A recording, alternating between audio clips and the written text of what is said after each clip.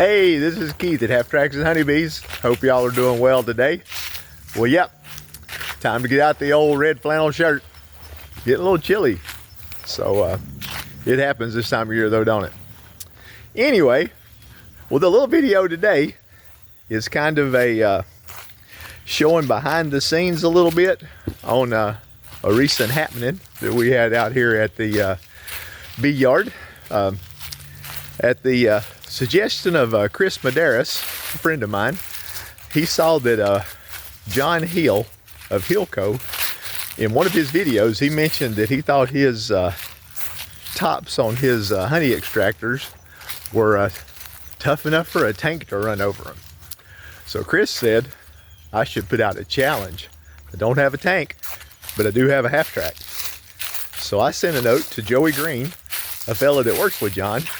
He forwarded it to John, and John took me up on the challenge.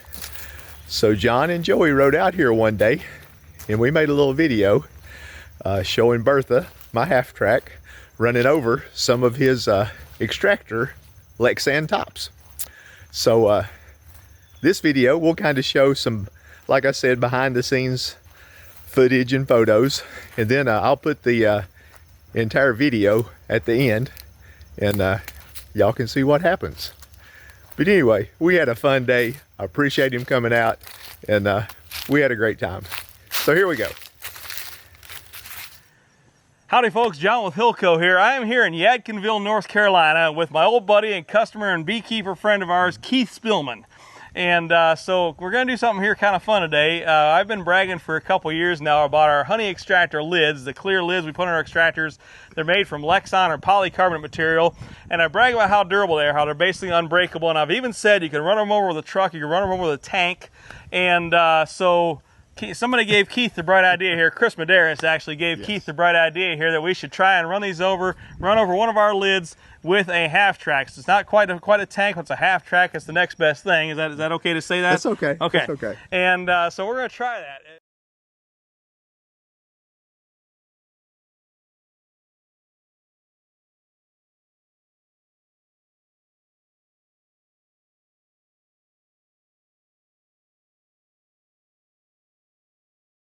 The bush hog it 2 or 3 times a year to keep it nice and pretty, but now since I'm a beekeeper, I like, all this will go to seed and the asters go to seed, and the longer you can leave them, the better. So I really just knock it down in the spring before it wants to germinate. I think on one of your videos earlier, maybe in May or June, you were pointing out what was going to be golden.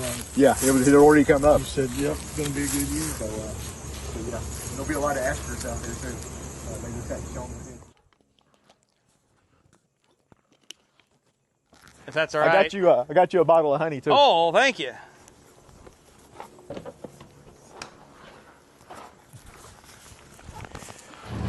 When we hit the bump with the front wheels, you're going to feel it jump. But when the bogies go over, you can't really even feel anything. Okay. The way they articulate. Yeah. It does ride pretty smooth on that. Got Green up there ready to fight. He's got the 50 cal ready to go.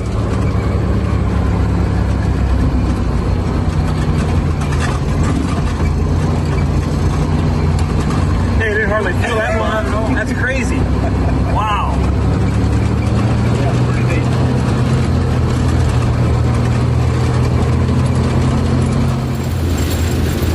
Hey, this is Keith at Half Tracks and Honeybees. Out taking a ride in Bertha. And look who happens to be with me today. Good times right here. Good times. We got John and Joey with HillCo. And we've been playing around in the house, seeing if we could destroy anything, and thought we would take a little ride. So here we are, and we're having fun. Awesome fun. Woohoo!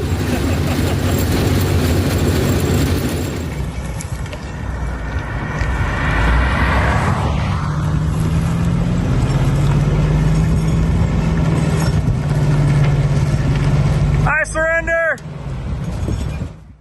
Howdy folks, welcome to the HillCo Morning Minute. Today we got something a little bit different for you, a little bit longer video, but it's going to be a lot of fun. Check it out here. Howdy folks, John with HillCo here. I am here in Yadkinville, North Carolina with my old buddy and customer and beekeeper friend of ours, Keith Spillman. And so we're gonna do something here kind of fun today. I've been bragging for a couple years now about our honey extractor lids, the clear lids we put on our extractors. They're made from Lexan or polycarbonate material. And I brag about how durable they are, how they're basically unbreakable. And I've even said you can run them over with a truck, you can run them over with a tank.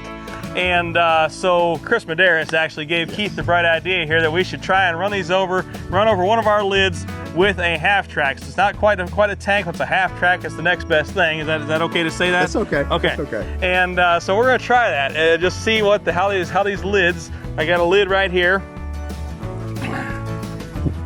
One of our extractor lids. We're just gonna see how this puppy reacts when we run over it with when Keith runs over with the half track here. So before we get to that, Keith, can you give us a little history on this beast? Yeah, she's a 1941 M2A1 half track made by White Motor Company. I named her Bertha. That was my great aunt's name. This was their old farm. Their little farmhouse is right up the driveway here. And she was a tough old gal, so I thought that was an appropriate name for her. But like I said, she's a 41. This was World War II, used for a troop transport to transport infantry in support of armored divisions. That's how she started life. And she was, best I can tell, she was used on a training base out in Colorado during World War II. She didn't go overseas. Most of this stuff that went overseas, they didn't bring it back. Okay. You know, they left it over there. Yeah. So there's a lot more half tracks in Europe than there are in the United States. Okay. And I bought a few parts for her out of Europe. Really? And the parts were cheap, but the shipping was pretty bad.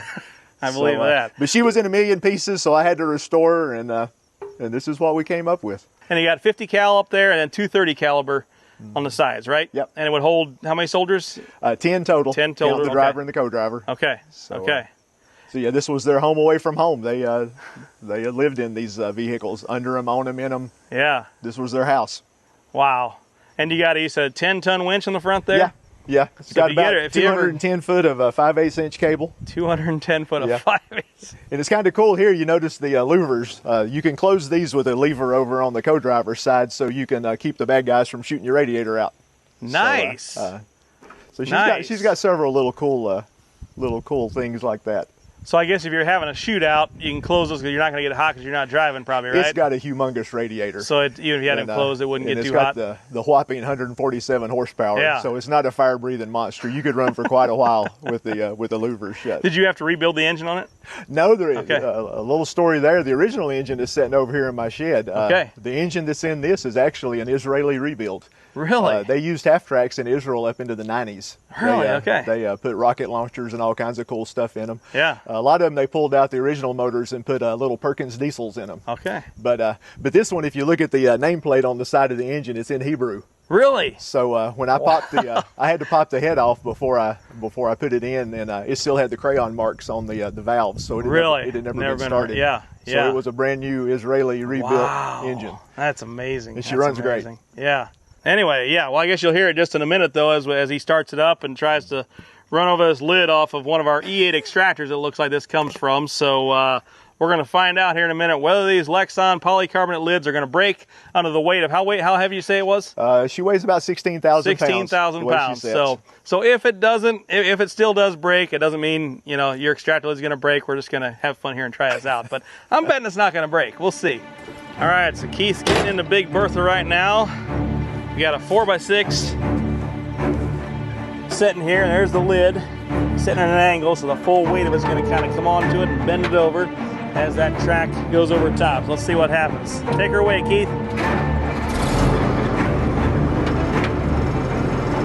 think this runs so nice.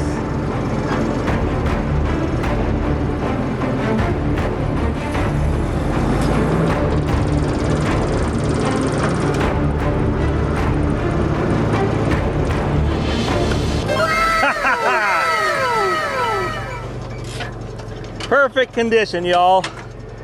Not a crack, not a break. Ain't that something? 16,000 pounds, or part of 16,000 pounds anyway, going over top of it. Look at that, Keith. Cool. Not a daggum thing wrong with it. Well, there you have it, folks. Those lids off a HillCo extractor can be run over with a tank and they won't break. So I was right. I was just guessing, but I was right. Now, just for kicks, while we're at that last lid was for the E8 extractor, a smaller lid, a little bit smaller, a lot smaller size, and a little bit thinner material. So this should hold up just as good. This is off of 21 frame model, I believe. So a little bit thicker stuff. It should be the same product. I don't think it'll break either, but maybe, just maybe, who knows if it's more brittle or not. We're gonna find out. That's about right, isn't it? That's what we did. All right, go ahead, Keith.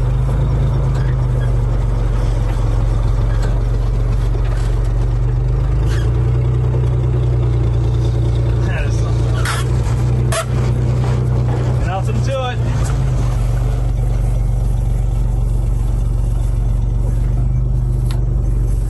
All you can see is a little mark where it bent right over top of the 4x6 there. I don't know if that'd clean up or not. I think it probably would, but so we're not recommending that you run over your extractor lids with a tank or with anything else, but if you felt the need to, it'll hold up. Keith here has an amazing YouTube channel called Half Tracks and Honeybees. It's fitting, as you can see. Half track, we got bees in the background. And so Keith, you want to tell us a little bit about what you do on your YouTube channel? Yeah, I just have a lot of fun. Obviously, there's stuff on there about the half track, about events we do, working on her, working with the Jeep. I've got videos about working with the hives, inspecting how I do certain things. Hopefully people can maybe learn a few tips. And then a lot of my videos are just me and my dogs just out playing in the woods, down at the creek, just having a good time. So it's a lot of variety, but yeah, half tracks and honeybees popped in my head one day. Kind of made sense. Yep. So that's how we got here. Nice, nice. It does make sense. So we have his channel linked below the video here in the caption below. So click on that, check out Keith's channel, subscribe, and thanks so much for watching. Hope you enjoyed this. Have a great day.